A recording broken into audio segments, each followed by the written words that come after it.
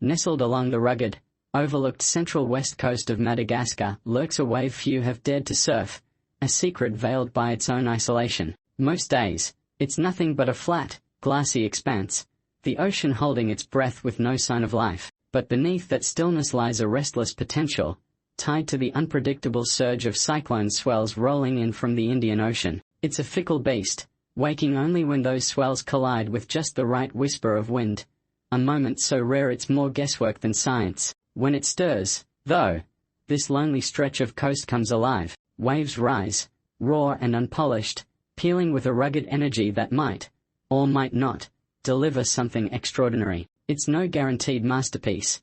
The ride could be a chaotic mess or a fleeting glimpse of brilliance, maybe even one of the Indian Ocean's hidden treasures. It's out there, quiet and elusive, daring the bold to roll the dice and find out.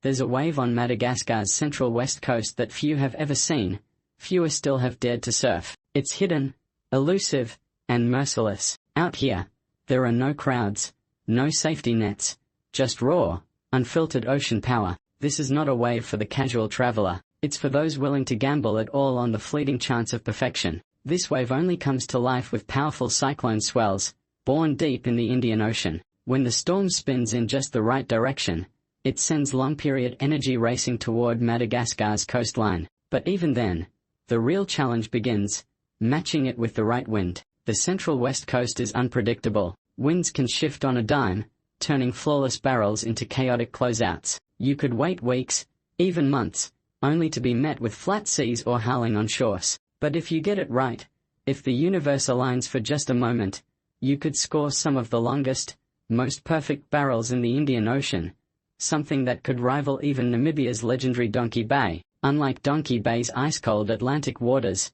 this is warm, tropical perfection. The central west coast of Madagascar stays between 24 and 28 degrees Celsius year-round, meaning no wetsuit, just board shorts, a rash guard, and relentless sun exposure. But don't let the warmth fool you. This place is as hostile as it is beautiful. There are no surf shops, no lifeguards, no nearby hospitals. If you get hurt, it's a long, grueling journey back to civilization. The reef is sharp, the tides are unforgiving, and the currents are deceptive. And then, there's the wildlife. Madagascar's waters are home to sharks. Though sightings are rare, they are not unheard of. But the bigger threat lies inland, malaria-carrying mosquitoes, waiting in the dense jungle beyond the shore. This wave is not just about skill, it's about patience, preparation, and a willingness to embrace the unknown. It is an odyssey, a roll of the dice, a test of nerve. But for those who make the journey, who wait for the right swell, who respect the ocean's power, the reward could be one of the greatest, most untouched barrels on Earth. Madagascar's central west coast remains a mystery to most surfers, but maybe that's what makes it so special. Would you take the risk for a shot at perfection?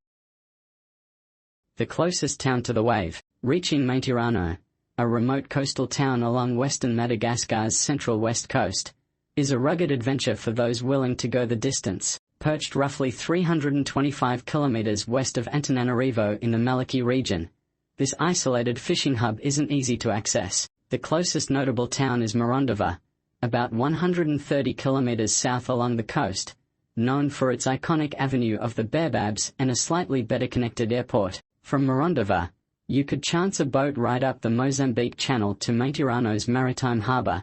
Though schedules are loose and the sea can get rough, expect a few hours of bouncing waves. Overland, the journey from Antananarivo is a punishing 15-hour drive on National Road 1A, a rough track that's more dirt than pavement. You'll need a tough 4x4 to tackle the potholes, mud, and occasional washed-out sections, especially in the rainy season from December to April, when banditry along these lonely western roads adds an extra edge. Flying's the quicker bet. Maintirano Airport connects sporadically to Antananarivo or Morondava via small Air Madagascar planes, but don't count on a firm timetable. Weather and whims can ground you. Pack light and brace for a bumpy landing. Once you're there, options are basic but functional. Places like La Croix du Sud offer simple rooms, think mosquito nets, shared bathrooms, and no-frills vibes, catering to the rare traveler or fisherman passing through. Don't expect luxury, electricity's spotty, and hot water's a dream. You might snag a bed for $10 to $20 a night, depending on your haggling skills, with shrimp-heavy meals from local eateries as your reward. It's raw, remote living, perfect for chasing that elusive wave or soaking in unspoiled Sakalava country. If you make the trek, drop a comment below with your story, or better yet, share some footage of the ride, the waves, or the town. We'd love to see it.